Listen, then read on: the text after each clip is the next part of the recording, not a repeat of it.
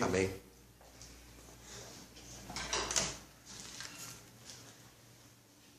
Abran su Biblia por el libro de Tito, la carta del apóstol Pablo, al apóstol Tito.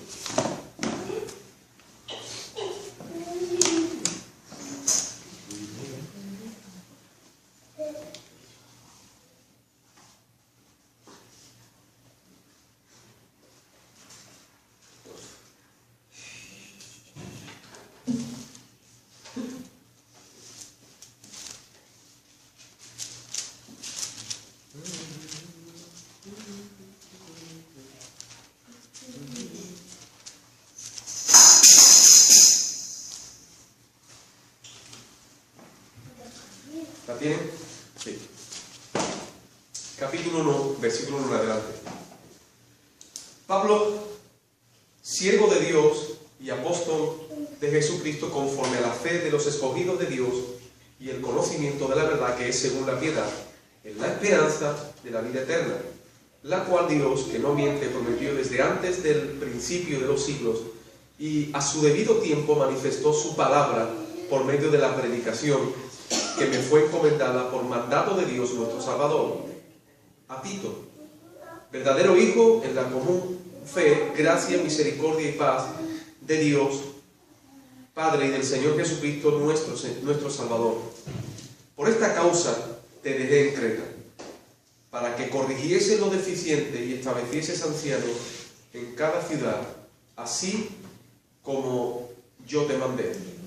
Y el que fuese irreprensible, marido de una sola mujer, y tenga hijos creyentes que no estén acusados de disolución ni de rebeldía, porque es necesario que el obispo sea irreprensible como administrador de Dios, no soberbio, no iracundo, no dado al vino, no pendenciero, no codicioso de ganancias deshonestas, sino honesto, amable, de lo bueno, sobrio, justo, santo, dueño de sí mismo, retenedor de la palabra fiel, tal como ha sido enseñada, para que también pueda exhortar con sana enseñanza y convencer a los que contradicen, porque hay aún muchos contumaces, habladores de vanidades y engañadores mayormente de la circuncisión, y de los cuales es preciso tapar la boca, que trastornan las casas enteras, enseñando por ganancia deshonesta lo que no conviene.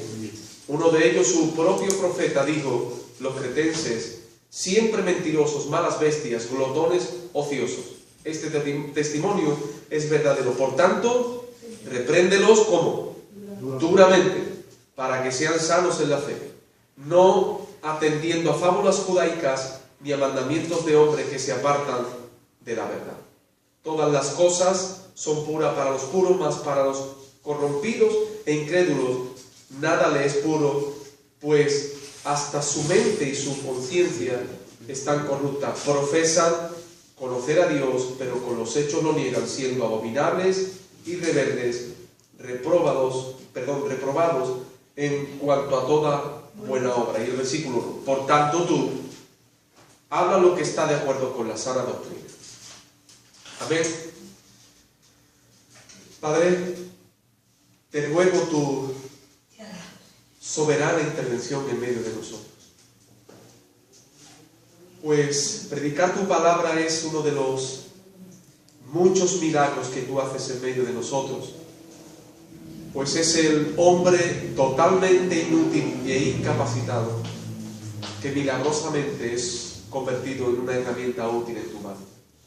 Así que yo, Padre, confieso mi inhabilidad, confieso, Señor, mis limitaciones, y por ello, Señor, clamo a ti para que tú intervengas, para que tú me ayudes, Padre, a exponer tu palabra, y sobre todas las cosas, Señor, que tu voz sea oída en medio de nosotros y tu pueblo sea edificado para la gloria y honra de tu nombre. En el nombre de tu Hijo amado Jesús. Amén y amén. Gloria al Señor, hermanos. Yo comenzaré con una pregunta. ¿Cuánto nos importa a nosotros nuestra salud? Creo que en alguna medida una de las grandes preocupaciones en el hombre desde siempre es la enfermedad. todos estaremos de acuerdo con que la enfermedad es una de nuestros más grandes temores. Y cuanto más avanzada es nuestra edad, aún nuestros temores son más grandes, por todo lo que implica tener una edad avanzada y estar enfermo. Esto nos ha llevado a una experiencia, en muchos casos extremas, acerca de la nutrición. Hoy nuestra sociedad está muy preocupada por la nutrición en algún aspecto.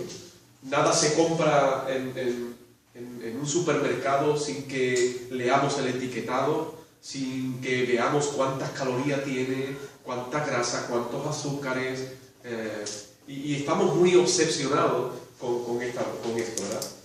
Pero no solo en la nutrición, también nuestra sociedad está obsesionada en cuanto a su salud con el deporte, en el cuidado del cuerpo. Muchas personas dedican muchísimas horas a hacer deporte, a andar, a correr, a ir al gimnasio. Y no digo que todo esto sea malo, al revés. Creo que cuidar nuestro cuerpo es parte de nuestra responsabilidad, pero no es verdad, hermano, que esto se está llevando a niveles excesivos en algunos casos. Pero no solo en la nutrición o no solo en el deporte, sino que en nuestra preocupación por no estar enfermos, también la sociedad se dedica mucho a cultivar su mente, su intelecto y a preocuparse por su estado de salud mental. Esta es una de las grandes preocupaciones, al punto de que la gente toma incluso algunos medicamentos para que les ayuden en sus capacidades intelectuales. Hasta ese extremo estamos llegando. Al punto, hermano, nos importa y le tenemos temor a la enfermedad, que muchos desarrollan una enfermedad mental por miedo a estar enfermo. Es decir, gente que llega a un extremo en su temor a estar enfermo, que eso les enferma. Y las consultas de los psiquiatras y los psicólogos están repletas de personas que acuden por estos temores, y cuando son analizados de una manera empírica por los médicos, ven que no hay ninguna enfermedad, pero ellos se sienten enfermos. Y todo esto porque, en verdad, hermanos, la enfermedad o estar enfermo, nuestra salud, nos preocupa mucho. ¿Sí o no? Muy bien. Pero yo no he venido hoy aquí a hablar de salud física o mental, sino que quiero utilizar esta introducción para despegar dentro de el sermón de hoy. Yo tenía otra pregunta, que es: ¿y la iglesia de hoy? ¿Cuánta salud crees que la iglesia de hoy tiene? ¿Cuánto crees que le preocupa de una manera general a la iglesia evangélica su salud? ¿Cuánto crees que nos preocupa? ¿Mucho? ¿Poco? ¿Crees que la iglesia evangélica está en un estado de salud, o crees que la iglesia de hoy pasa por un tiempo de debilidad, enfermedad seria o grave? ¿Qué crees? Bueno, hermano, para responder a esta pregunta acudiré a las estadísticas, un medio para poder hacer un pequeño análisis.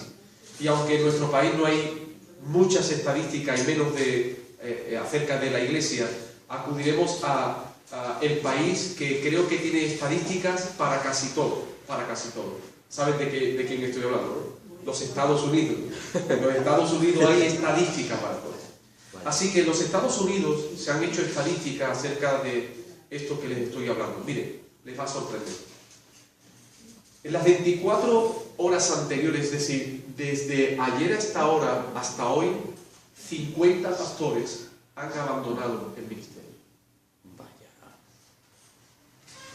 En las próximas 24 horas, es decir, desde esta hora a mañana, a esta misma hora, otros 50 pastores habrán abandonado el pastorado. Y el siguiente día, otros 50 pastores habrán abandonado el pastorado. Hasta tal punto, hermanos, que el mes que viene por esta fecha, 1.500 pastores habrán abandonado su responsabilidad pastoral. 1.500 pastores el mes que viene habrán abandonado su responsabilidad. Dentro de un año, cuando pasen 12 meses, 18.000 pastores habrán abandonado el pastorado. Brutal. Horrible, ¿no? Pero estos datos siguen y nos muestran que uno de los motivos por los cuales, o varios motivos por los cuales los pastores abandonan el pastorado, uno es por inmoralidad sexual, otro es por inmoralidad económica, por avaricia, otros por fama, por orgullo, etc. Pero esto tiene también unos resultados dentro de la iglesia horribles. Miren, solo en Estados Unidos, en 12 meses, en un año, de 7 a 10.000 iglesias habrán cerrado sus puertas. De 7 a 10.000 iglesias habrán cerrado sus puertas.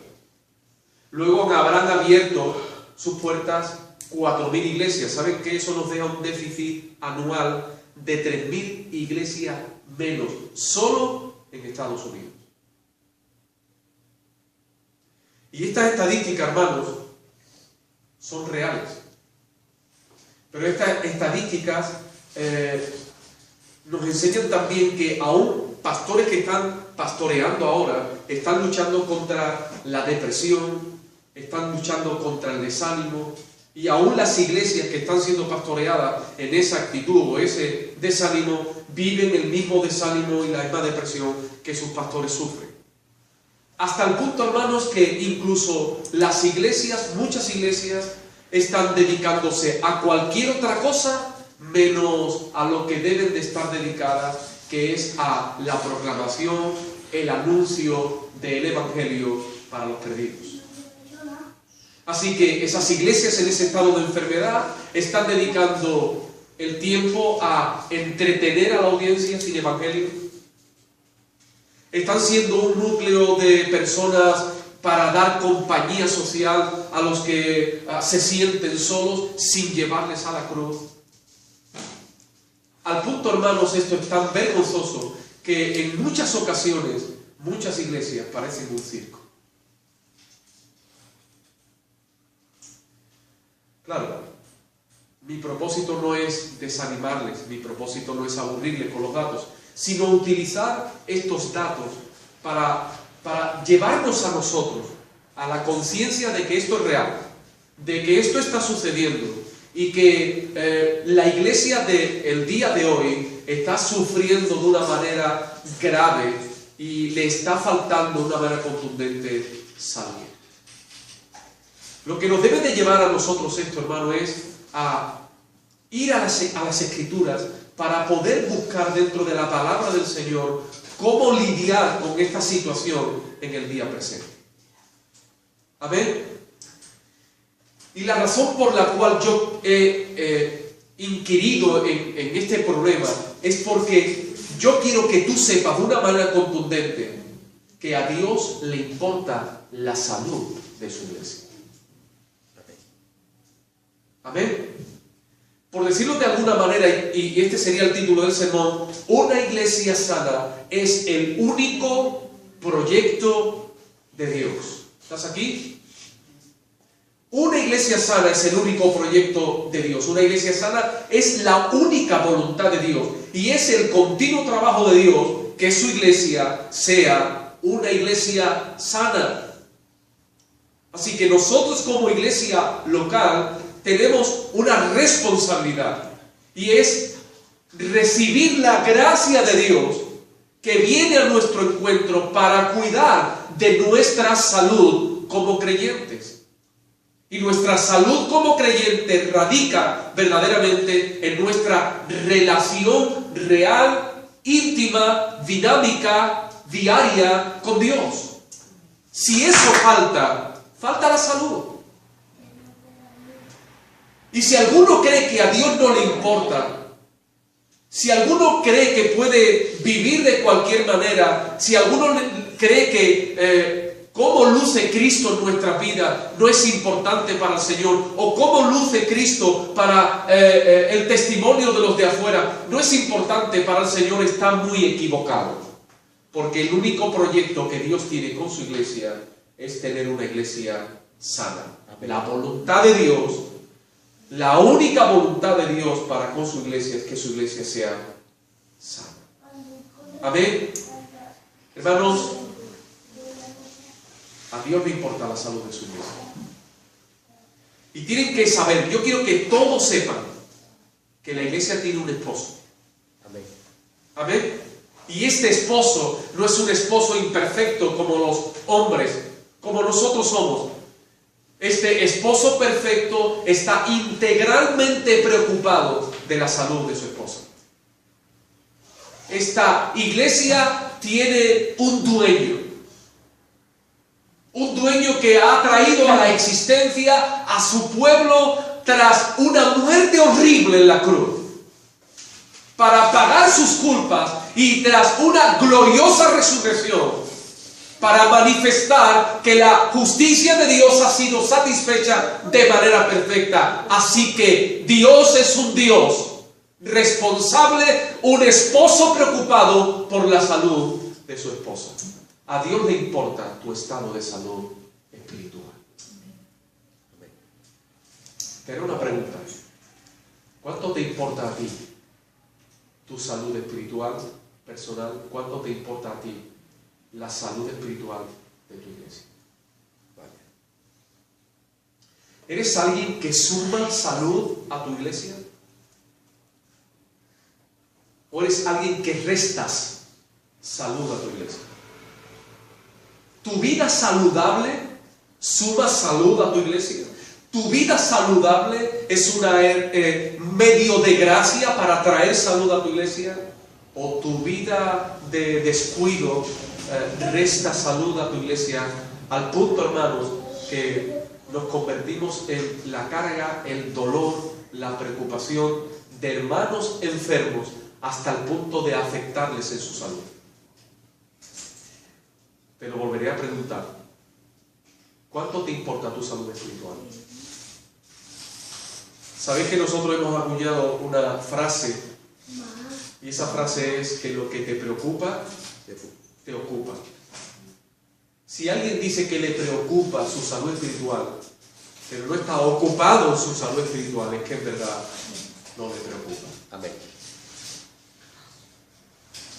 Y hay quien se autoconvence de que sí le preocupa, pero en niveles tan ridículos que no hay ningún cambio ni en su vida, ni en su salud espiritual, ni en su hogar,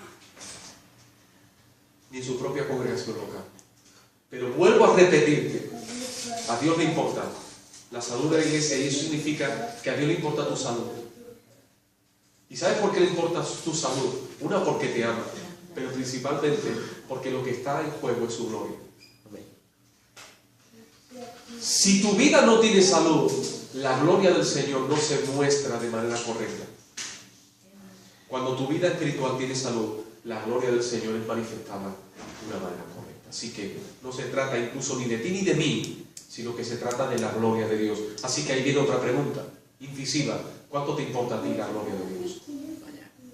¿Cuánto le importa a la iglesia local que la gloria de Dios, la hermosura del Señor sea mostrada de una manera correcta? Hermanos, hoy os hago un llamado desde este sermón a un análisis correcto acerca de cómo está tu salud espiritual. Pero no quiero que quede solo en una experiencia dolorosa al escuchar la verdad, sino que sea una intervención de Dios en tu corazón y tú no seas duro de corazón, y al oír la voz del Señor, al oír la voz del Espíritu, no te endurezcas, sino que respondas y empieces a ocuparte y a preocuparte de lo que Dios se preocupa y de lo que Dios se ocupa. Es decir, este sermón es parte de la preocupación y ocupación de Dios en venir al encuentro de su pueblo en una experiencia de falta de salud, para sanarnos a través de la verdad. Amén. Amén. Para poder abordar este tema, yo quiero y te invito a que nos podamos sumergir en esta carta de Tito, una carta corta en extensión, pero en su valor y profundidad y temática es una carta con mucho valor. Amén. Esta carta es una carta escrita por el apóstol Pablo. El primer versículo nos enseña: Pablo, siervo de Dios y apóstol de Jesucristo conforme a la fe de Dios, escogido de Dios y el conocimiento de la verdad que es según la piedad. El escritor de esta carta es Pablo. Y me llama mucho la atención porque su introducción o su salutación no es una salutación al azar o una salutación superficial, sino que es una salutación intencional. Pablo siempre que escribe en su salutación, siempre tiene intenciones. Amén. Y la primera intención que podemos ver en el apóstol Pablo es que él quiere que todos sepan que Pablo se define, que haya su identidad en relación a Dios y no en relación a los hombres. Importante eso, hermano. Dice, Pablo, siervo de Dios. Pablo está diciendo, lo que yo soy, lo soy en Dios, por Dios y para Dios. Amén. Su identidad, su finalidad de vida, no está enfocado, supeditado en la labor que hace. Es verdad que él hace una labor y él dice, yo soy siervo de Dios y soy apóstol. Pero lo que yo soy o lo que me define no es lo que hago. Lo que me define realmente es a quien sirvo. Siervo de Dios. Alabado sea el Señor. Así que esta carta es escrita por el apóstol Pablo aproximadamente en el año 65 después de Cristo. Y como he dicho antes, aunque es una carta bastante breve, su contenido es de un valor revelador y muy extenso.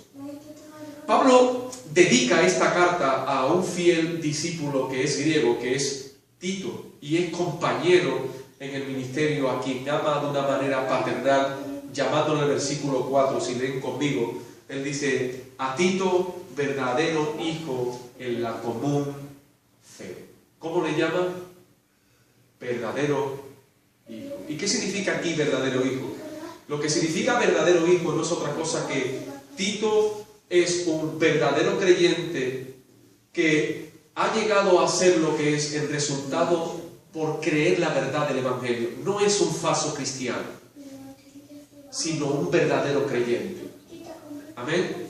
Alguien que ha creído en la verdadera y correcta identidad y obra de nuestro Señor Jesucristo. Y eso ha tenido como resultado que Él es un hijo. Juan 1:12 dice, a los que creyeron y le recibieron les dio la potestad de ser hechos hijos de Dios. Pero en segunda instancia también el apóstol Pablo le llama hijo porque ha sido el apóstol Pablo quien le ha instruido como creyente y también le ha instruido en el oficio pastoral.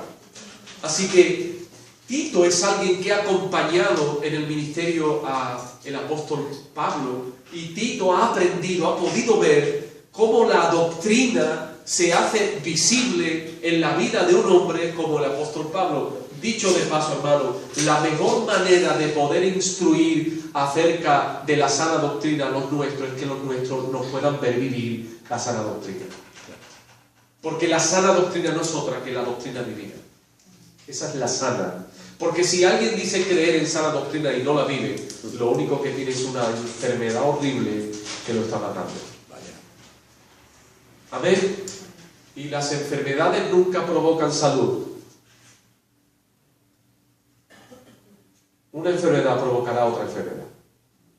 Así que instructores enfermos nunca darán a luz hijos sanos, creyentes sanos. Es nuestra responsabilidad como creyentes, como cabeza de nuestros hogares, preocuparnos de una manera correcta, profunda, urgente de nuestra salud espiritual para poder dar a luz a una familia que conoce de manera correcta quién es el Señor, cuál es su voluntad y cómo vivir. Así que los nuestros deben de ver la sana doctrina vivida en sus padres. ¿Cuántos me están entendiendo? Amén. Así que Tito es un verdadero hijo del Señor. Tito es un verdadero hijo de la fe. Tito es el resultado de una instrucción correcta desde la sana doctrina, pero también es una instrucción correcta desde la vida vivida del apóstol Pablo. Amén. Amén. Un verdadero hijo en la fe. Quiera el Señor, hermanos, que todos nosotros, de manera gradual, estemos ejerciendo estemos afectando a los nuestros de la misma manera que el apóstol Pablo afectaba a todos aquellos que se unían a él. Preocúpate de conocer la sana doctrina y de vivir. Amén. Amén. Una pregunta incisiva aquí. ¿Cuánto tiempo dedicas a conocer la sana doctrina? ¿Cuánto tiempo dedicas a conocer la verdad acerca de quién es Dios, de cuál es su voluntad y de cómo vivir? ¿Es una pasión en tu vida? ¿Es una pasión o no? Sí, hermano, estoy apasionado. Sí, muéstralo. Santiago decía que la fe sin obra es muerta. Muéstrame tu fe sin tus obras y yo te mostraré la verdadera fe por las obras. Amén. ¿Me están entendiendo? Ahora, ¿cuánto tiempo dedicas a conocer la voluntad de Dios? ¿Es tu pasión? David decía, ella es mi deleite, de día y de noche. ¿Cuál es el resultado en la vida de David, en ese salmo, por dedicar su vida a deleitarse en la ley de Jehová? ¿Sabe cuál es el resultado? Salud. Como un árbol plantado junto a corriente de las aguas, donde da su fruto a su tiempo y su hoja, ¿qué? No cae. ¿Cuántos quieren salud? Tu salud espiritual debe de ser tu preocupación, ocupación, en tu pasión por vivir en una íntima relación con el Señor. Amén. Ahora, el apóstol que escribe a Tito le recuerda cuál ha sido la intención que el apóstol ha tenido a la hora de dejarle en las tareas de pastorear en la isla de Creta. En el versículo 5 dice, por esta causa te dejé, ¿dónde? En Creta. ¿Para qué? Para que corrigieses lo deficiente y establecieses ancianos en cada ciudad, así como yo te he mandado. ¿Qué es lo que está pasando en Creta para que el apóstol Pablo tenga que dejar al pastor Tito y que la tarea que le lleva o que le demanda o que deja en sus manos es que ponga en orden lo deficiente? Y seguidamente dice, poniendo ancianos en cada una de las iglesias. ¿Qué es Creta? Miren, hermanos, la situación de Creta es una situación bastante complicada, muy complicada. Creta es una isla más o menos grande que dicen que tenía como 100 ciudades y era conocida en la época por el carácter engañoso de sus habitantes, al punto de que habían acuñado una palabra griega que era cretizo. ¿Y qué significa cretizo? Mentiroso. Así que si alguien quería insultar a otro y llamarle mentiroso, le llamaría cretizo. Es decir, para insultar a alguien solo había que unirle en relación a los cretenses. Si la fama de los cretenses era tan mala que se había acuñado una palabra en base a la maldad del carácter de los cretenses, eran engañosos y traicioneros. Parece ser que en la isla de Creta los ciudadanos de esa isla se habían dado como mercenarios a ser contratados para pelear en cualquiera de las muchas y diferentes batallas que entonces había. Así que aquellos hombres eran hombres codiciosos, eran hombres sin escrúpulos, eran hombres mentirosos, eran hombres traicioneros. Esa es la sociedad que representa a los cretenses. Claro, dentro de esa sociedad, pues, había unas creencias, y es que los cretenses creían que el dios Zeus había nacido en aquella isla. Y el carácter del dios Zeus era un carácter engañoso y mentiroso. Era un dios que engañaba a las mujeres para tener relaciones con ellas. Así que los ciudadanos de esta ciudad contaban historias y tradiciones acerca de cómo Zeus engañaba a las mujeres para dormir con ellas. Y esto era algo gracioso, al punto de que era una experiencia normal en la sociedad de los cretenses. Así que la disolución sexual, la libertad sexual, los desórdenes sexuales eran algo muy normal en aquella isla. Así que ese es el panorama social de la isla de Creta. Y en ese panorama de esa isla de Creta había una red de iglesias. Al parecer, el evangelio había llegado a los cretenses, parece ser porque en el libro de los Hechos nos enseña que cuando el Espíritu Santo visitó a los que estaban reunidos en el aposento alto, y sabéis que empezaron a hablar en otros dialectos y predicaban el evangelio, unos de los dialectos o idiomas en los que predicaron los que estaban reunidos en el aposento alto fue en el idioma cretense, porque había cretenses allí. Así que allí por primera vez los cretenses recibieron el evangelio. Pero luego los apóstoles viajaron a Creta y allí empezaron a predicar y allí instalaron iglesias, y el apóstol Pablo en esta carta le dijo: por eso te dejé en Creta. Es decir, lo que parece ser que está diciendo que el apóstol Pablo estuvo en Creta, él se fue con Timoteo a seguir las labores del ministerio a otro sitio, y allí dejaron a Tito para que pusiese en orden todas las cosas. ¿Están aquí? ¿Me siguen? Amén. Amén. Así que eso nos deja ver que el pastor Tito no era un hombre ignorante de la doctrina, porque se le había puesto en una ciudad con una problemática bastante profunda.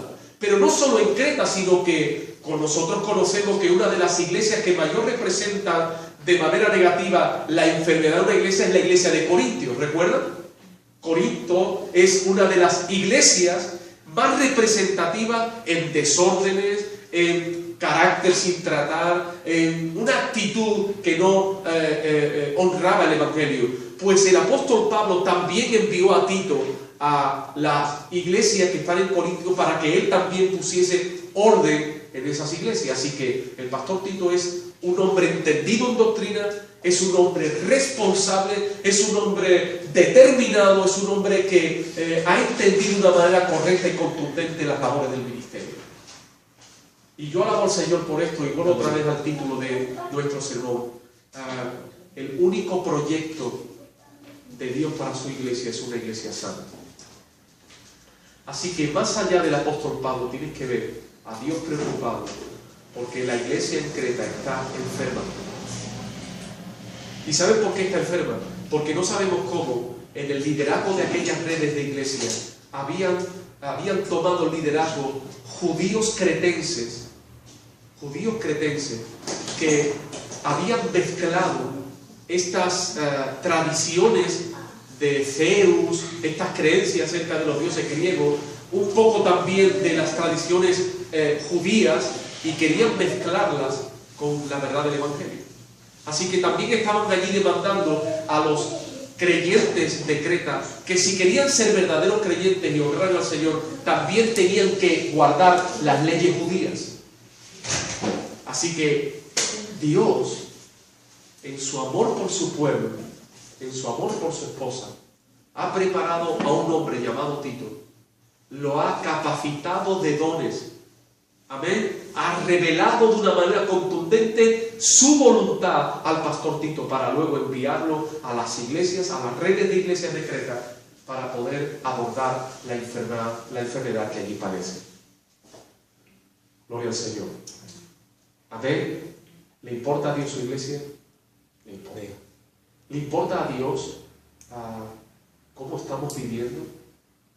Le importa. ¿Le importa a Dios cómo luce Él ante el mundo desde su iglesia? Le importa. Así que tienen que saber, hermanos, que los pastores son una muestra de amor de Dios hacia su iglesia. Y las iglesias deben de amar a sus pastores. Porque deben de ver en esos hombres imperfectos la responsabilidad, preocupación y amor de Dios por la salud del rebaño. Y como he dicho al principio en la introducción, 50 pastores diariamente abandonan el ministerio de Estados Unidos, 1.500 mensualmente, 18.000 pastores anualmente solo en Estados Unidos. ¿Sabe qué significa eso? Que pastorear a las personas no es cosa fácil. Estar en las tareas del pastorado es una de las labores más difíciles, más complicadas, con un margen de tentación tan extenso que no es fácil estar aquí.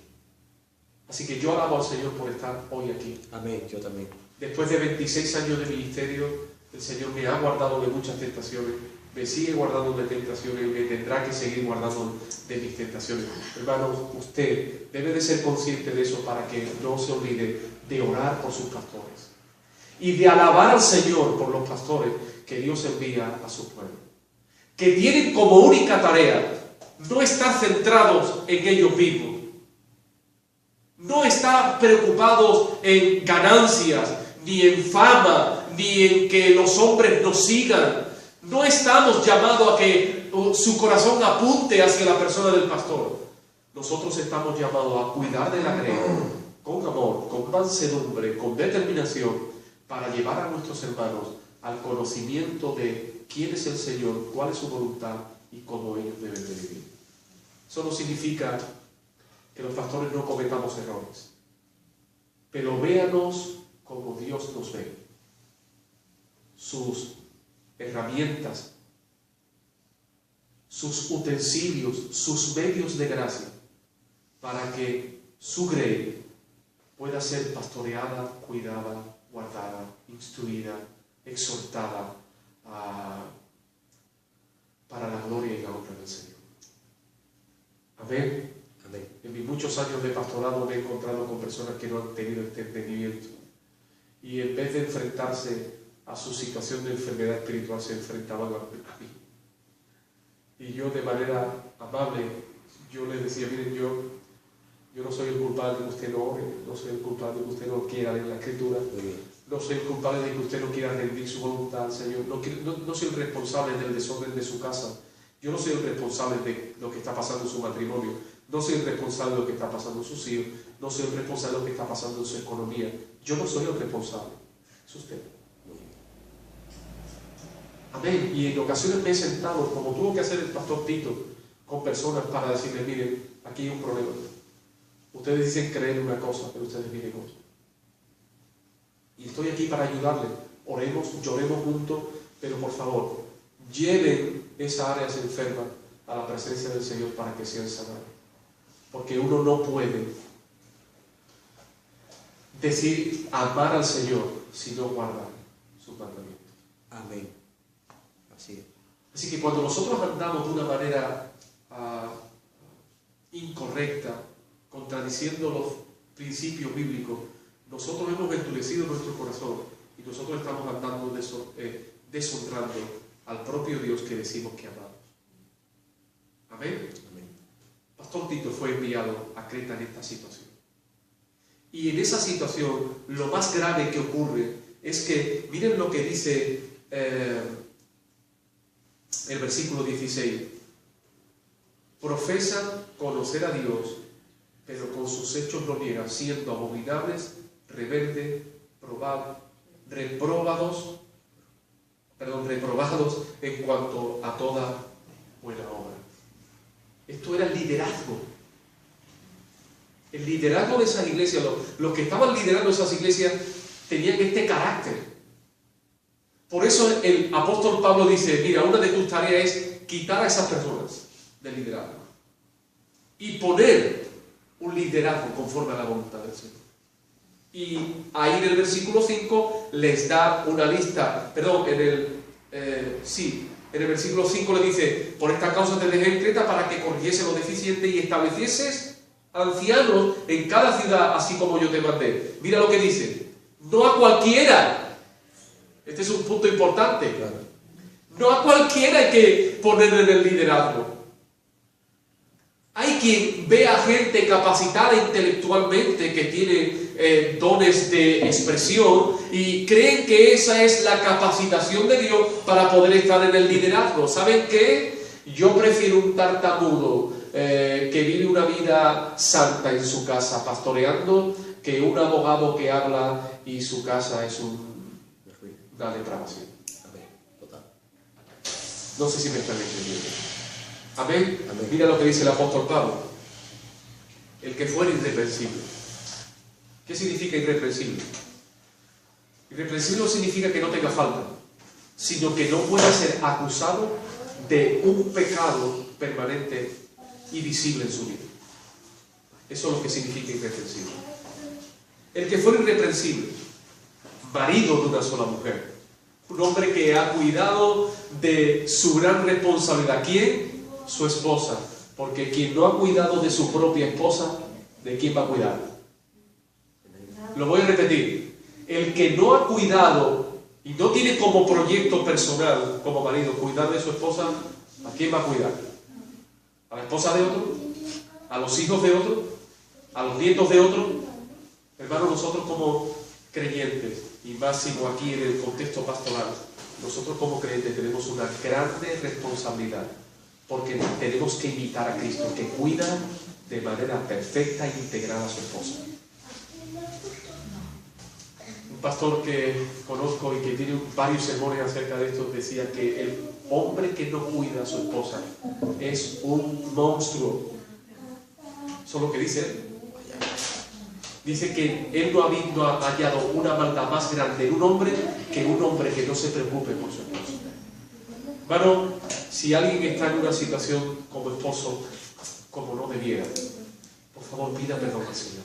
Amén. Déjame como pastor arrinconarte y llevarte a la cruz y volverte a recordar que esa es una de tus mayores responsabilidades delante del Señor. Marido de una sola esposa. ¿Qué más dice? Que tenga a sus hijos como creyentes, que no estén acusados de disolución ni de rebeldía. Una pregunta: ¿tú crees que un pastor que no sabe conducir a sus hijos a los pies del Señor está legitimado para conducir a los hijos de otros al Señor? Un pastor debe de testificar acerca de su verdadero llamado, de su verdadera capacitación y dones a la hora de guiar a la iglesia, estando guiando a los suyos. Hermanos, el que no guía a los suyos no guiará a nadie. Amén. Amén. Amén. El que no está ocupado en guiar a los suyos a los pies del Señor para que sean librados de la maldad de su corazón y amen al Señor por encima de todo, no se autoengañen. Realmente no estarán guiando correctamente a nadie.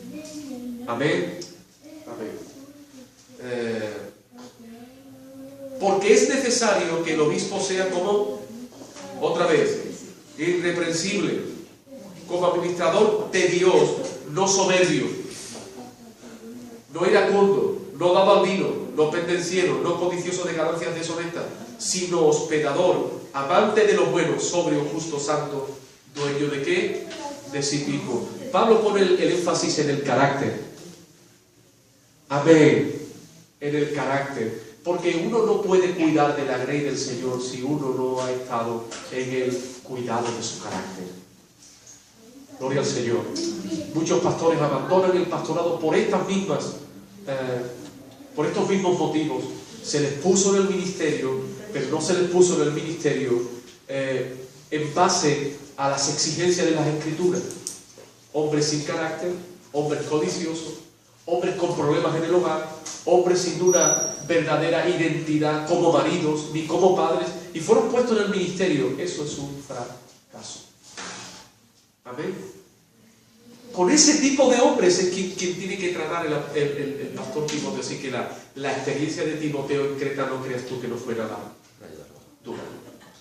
Hermano, no hay nada más duro, y te lo digo como pastor, que tener que tratar con un liderazgo sin carácter.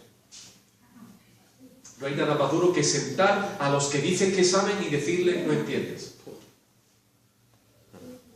No hay nada más duro que sentar a los que se creen algo y decirle no eres nada. No hay nada más grave y más duro que sentar a los que están liderando, queriendo conducir a la iglesia, pero no quieren conducir a los suyos. Y en ocasiones yo he tenido que hacer esa labor, hermano, y es durísima. La respuesta normal siempre es mala. Pero el pastor Tito tenía que pastorear amablemente a las ovejas, pero tenía que ser contundente con este duro, falso y malvado liderazgo. Mire lo que dice el apóstol Pablo. Yo voy a ir terminando. Versículo 10. Porque hay aún muchos, ¿cuántos había? Muchos contumaces, habladores de vanidad y engañadores, mayormente de la circuncisión. Aquí apunta a que mayormente, aunque había otros, pero mayormente esos líderes eran líderes judíos. Eran líderes que habían profesado que eran cristianos, pero venían de un trasfondo judaico. Mayormente lo de la circuncisión, porque estos estaban imponiendo nuevamente las cargas de las leyes judías. Y mira lo que dice: a los cuales es preciso taparle la boca. Oh, la labor del pastor era dura. Había que sentarse con esta gente y empezar a doctrinalmente, empezar a apuntar correctamente hacia la suficiencia de nuestro Señor Jesucristo. Y decirle que todas esas normas solo habían sido sombras que apuntaban a el perfecto cumplimiento en la persona de nuestro Señor Jesucristo, y que ya no sirven, y que ya no valen, y que Jesús es suficiente, y que no hay que agregarle nada. Y si tú enseñas que a Jesús hay que agregarle algo, no has nacido de nuevo, no has entendido el Evangelio. ¿Sabe qué había que decirle? Usted debe de empezar a arrepentirse de sus pecados, porque usted no conoce al Señor. Hay que taparle la boca. Amén. Es preciso tapar la boca. ¿Sabes por qué? Dice que trastornan casas enteras enseñando por ganancia deshonesta lo que no conviene. Esta es la tarea de Tito. Tratar con gente con ese carácter. Gente que enseñan en las casas no porque aman a las almas, ni porque se aman a ellos mismos. No porque tienen algún interés en la salud de los creyentes, sino que solo tienen un solo interés: su codicia. Quieren aprovecharse de las ovejas para su propio beneficio. No están ahí para servir, sino para ser servidos. Hermano, muchos púlpitos están llenos de esos falsos pastores, y que están llevando a la gente a que dé grandes sumas de dinero, engañándoles de que el milagro que necesitan recibir, la sanidad que necesitan recibir, la salud en su matrimonio que necesitan recibir, se gana a través de una ofrenda. Dicho de alguna manera, están diciendo: paga por lo que necesitas, pero págamelo a mí. Están diciendo: mira, lo que tú necesitas es darme mucho dinero para que yo me pueda comprar un buen coche, buena vestidura, y si hay suficiente, hasta un jet privado. Y si necesitas empeñarte en el banco, eso es de Dios. Y si te quedas sin nada, eso es de Dios, porque hay que dar con abundancia, tienes que dar doliéndote, porque tienes que dar lo mejor al Señor. Sin embargo, ellos no dan nada. Lo único que hacen, hermano, es arrebatarle los recursos al pueblo, a los hermanos, solo por codicia. Y esos trastornan las casas. ¿Saben por qué trastornan las casas? Porque estas personas llegan a saber cuáles son los deseos de aquellos que están pastoreando. y serán capaces de enseñar cualquier barbaridad para soltarle el bolsillo al otro. Lo voy a repetir. Serán capaces de enseñar cualquier barbaridad para soltarle el bolsillo al otro. Estos son esta gente con la que el pastor Tito tiene que lidiar en la isla de Creta. El Señor nos ayude, hermano. Amén. El Señor nos ayude. Amén. A cuidar de nuestra salud para no acabar tan enfermos. ¿Me están entendiendo? Mira lo que dice capítulo 2, versículo 1. Pero tú. Ha hecho una diferencia entre estos falsos y lo que él tiene que hacer. Pero tú, Tito, habla lo que es de acuerdo con la sana doctrina. Eso es lo que no estaban haciendo estos. Ni conocían la sana doctrina, ni la enseñaban la sana doctrina, y si no conocían la sana doctrina y no la enseñaban, ¿qué es lo que más hacían? No la vivían. Ni la enseñaban, ni la conocían, ni la vivían. Y este es el problema, hermanos, de muchas personas cristianas enfermas espiritualmente, que no conocen la verdadera identidad del Señor, no conocen su voluntad y por ello no saben ni cómo vivir. Así que vive a su propia manera. No es lícito vivir a tu manera. Amén. Y no es lícito que un creyente descuide cómo vive. Porque cómo nosotros vivimos es el mensaje que le contamos al mundo acerca de cómo es Dios. ¿Lo entiendes? Si tú no eres un esposo bíblico, tú estás mostrando que eso es lo que es Dios. Si tú no eres un padre bíblico, tú estás diciendo que eso es lo que Dios es. Porque Dios lo tolera.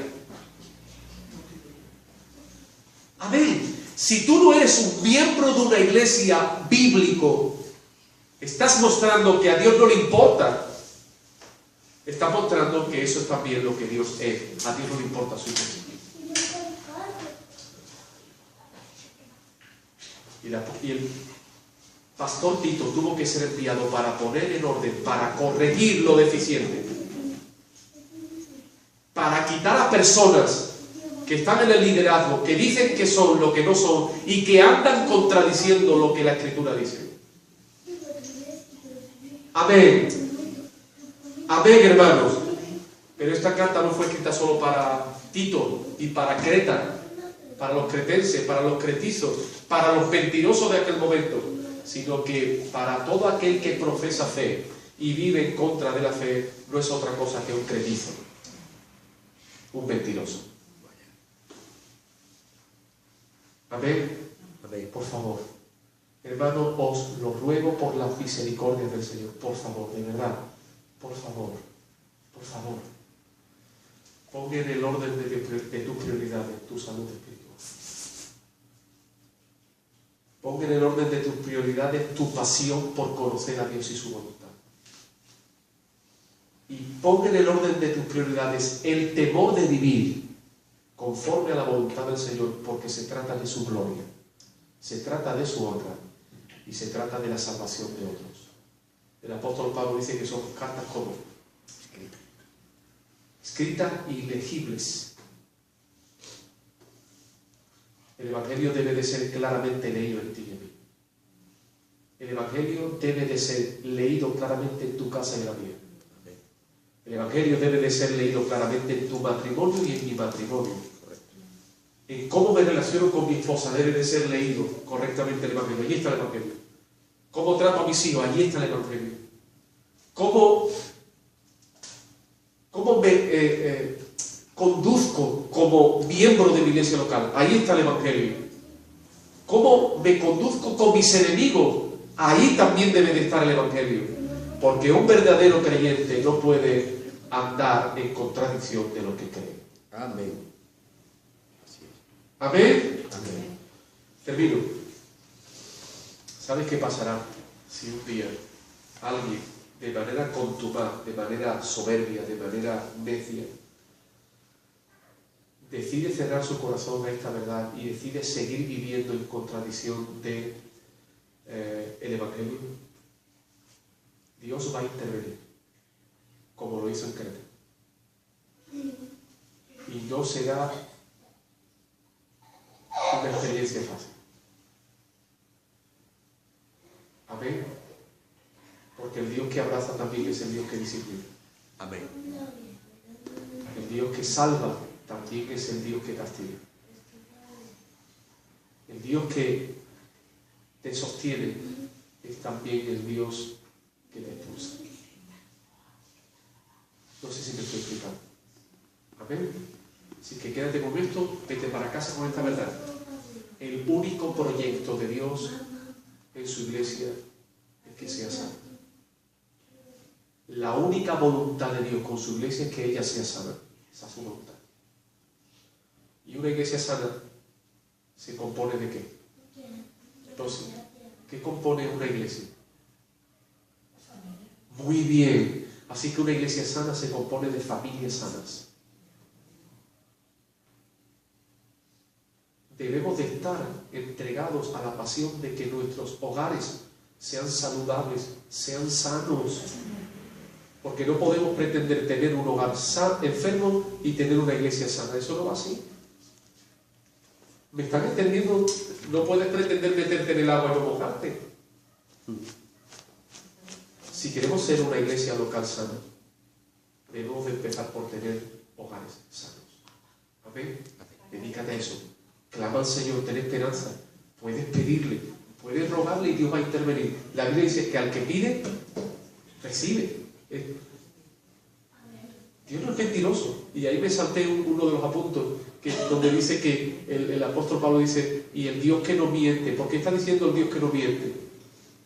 Porque el Dios de los cretenses, que es Zeus, era un mentiroso. Esa es la gran diferencia. Y el apóstol está diciendo, Tito, recuerda, nuestro Dios no es como el Dios de los griegos, ¿no? Nuestro Dios es Dios verdadero. Amén. Hermano, si el Dios que no miente ya ha prometido responder a tu clamor, clama a mí y yo te responderé. Amén. Amén.